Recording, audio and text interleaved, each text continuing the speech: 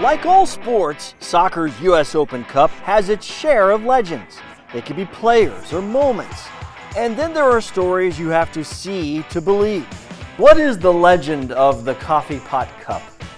Well, the Coffee Pot Cup stems from an incident that happened after the 1999 U.S. Open Cup between DC United and the Charleston Battery.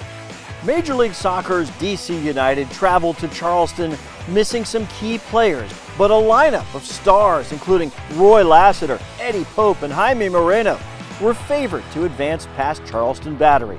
A surprising 2-0 Battery lead became a 3-2 Battery deficit in the 84th minute, but the night was only beginning.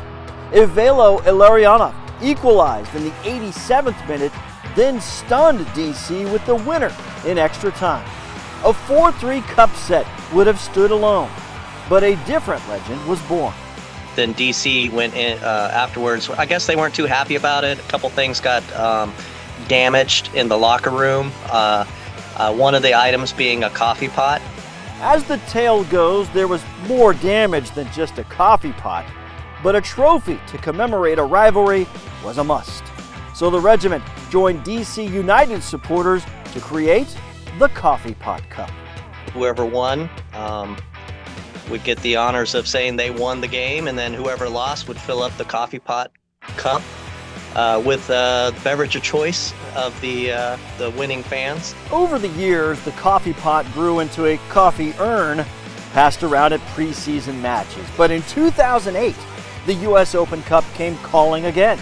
This time, the final. A 2-1 DC United title was a taste of revenge. The Screaming Eagles tasted the coffee pot. Today, Screaming Eagles member Lonnie Hovis holds the coveted trophy. It holds about 13 pints, I think. As soon as the draw got pulled between DC United and Charleston, I got emails from people I haven't heard from in years. Time to polish up the cup. Current DC United head coach Troy Lassiter was once a Charleston Battery player and assistant coach. He knows very well what happens in the Open Cup. Yeah, I mean, listen, I was supposed to be at that match in 1999. At the Battery that was my source of professional soccer. You know, it was an hour and a half from where I grew up in Columbia.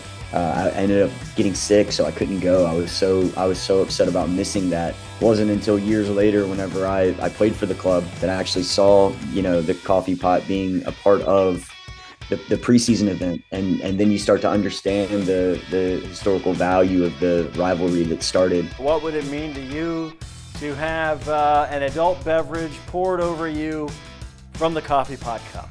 Well, let's see. It's already happened, but that was more with a loss. But yeah. But yeah, I think it would taste sweeter. Let's just put it that way with the win.